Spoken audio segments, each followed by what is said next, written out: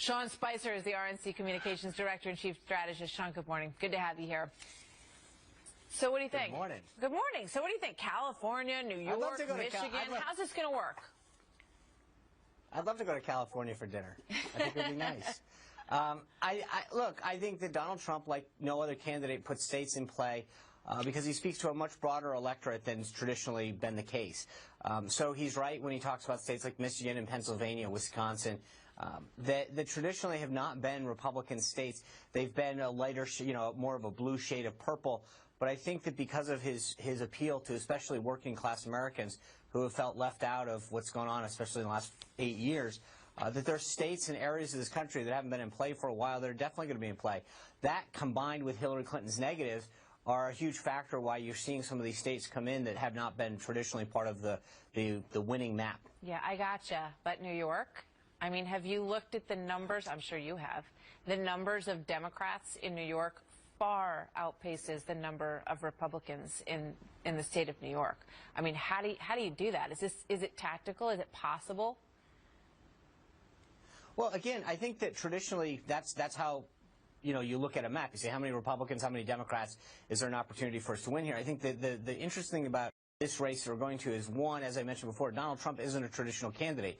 He is someone who has a level of celebrity. He is talking about a message that is really focused on making this country better, bringing back jobs, and I think that resonates with a lot of people who, regardless of party, have either lost their job or haven't seen a wage or feel like the company that they're working for hasn't taken care of them or that their government isn't taking care of them or looking out for them. He's an outsider that's looking to change the system, to focus on jobs, to not make any more political excuses for why things aren't getting done. And I think you contrast that with Hillary Clinton, and it's setting up something where you're not looking straight at demographic and political numbers. You're looking at people who feel a certain way, who have felt disenfranchised, or not just even traditional voters, that there are a lot of folks coming into the system, frankly, that haven't been involved in politics or haven't voted in the past. And that's where I think that we're able to sort of look at these states in a way that we haven't in the past. Big numbers, big turnout in the primary process. And, I think anybody who thinks they can call this game based on the previous games has already given up doing that because they've been wrong time and time again. After the last go-round, when Mitt Romney lost, there was a lot of discussion, a lot of soul-searching at the RNC. There was an exhaustive report that was done on how to turn this thing around next time and how to do better. And here's a quote from a piece that was written about this in Bloomberg Business. And let's just put that up on the screen and take a look at it.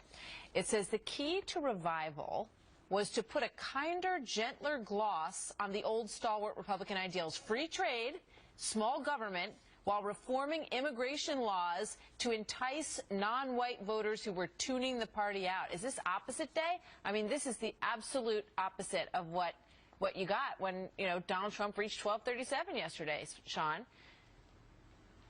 Well, I mean, that's one reporter's take on what the report said. So I think the media trying to interpret what we need to do is not exactly a fair representation of how we're going to win this election. But I also think, as I mentioned before, that report was written out of the before Donald Trump got into the race. And I think that what we can definitely say is this has not been a traditional race, that nothing has gone according to script or how traditionally things have run.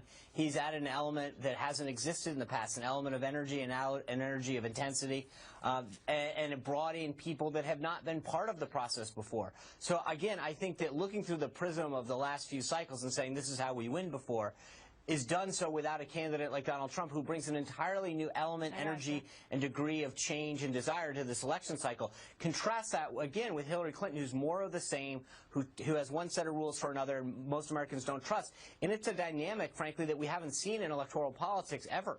Yeah, I mean, it's fascinating to watch from our perspective, that's for sure. Mitt Romney is speaking out in a Wall Street Journal piece today, and he is seeing himself as sort of the lonely voice, becoming increasingly more lonely in his sort of quest to keep Donald Trump from winning. He says he will write in a candidate if there isn't anybody that he likes. He says that the reason that he was motivated to make that speech against Donald Trump was this: I wanted my grandkids to see that I simply couldn't ignore what Mr. Trump was saying and doing, which revealed a character and temperament unfit for the leader of the free world. What do you think about that whole thing?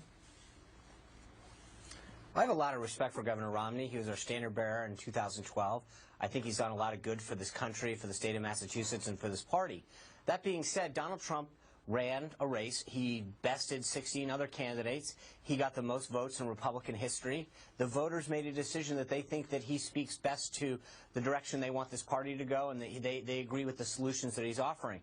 I think that it's incumbent upon all of us who are good conservatives, who want to defeat Hillary Clinton, who want to make sure that we have a Supreme Court for the next generation that recognizes conservative values, that we get behind it and get behind this movement, get behind this candidate. Because not doing so, frankly, is a vote for Hillary Clinton. It is putting Hillary Clinton in the White House. And there is really no other way to describe it. And so, again, while I have deep respect for the governor, I think that we have to understand that the consequence of not getting behind the voters' choice in this election is, in fact, electing Hillary Clinton.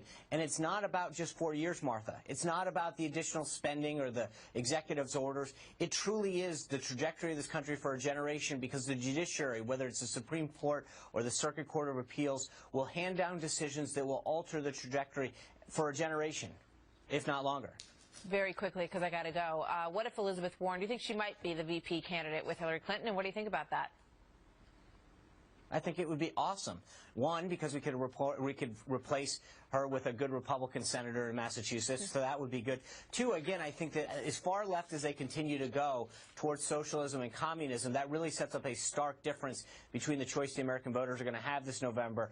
I think you're going to see more of the same, more of the establishment more pandering from the left and from Hillary Clinton. And I think Donald Trump's going to give us an opportunity to really change and shake things up in Washington, to get a government that's responsive and provide the solutions that this country truly needs, whether it's the TSA, the VA, the IRS, whatever. We need a government that's responsive to the people, and that's the direction that we're going in. Sean, you guys are busy, I know, for the next few weeks. Thanks for stopping by. Happy Memorial Day, Martha. You too. We'll see you in Cleveland. You bet. Thanks a lot.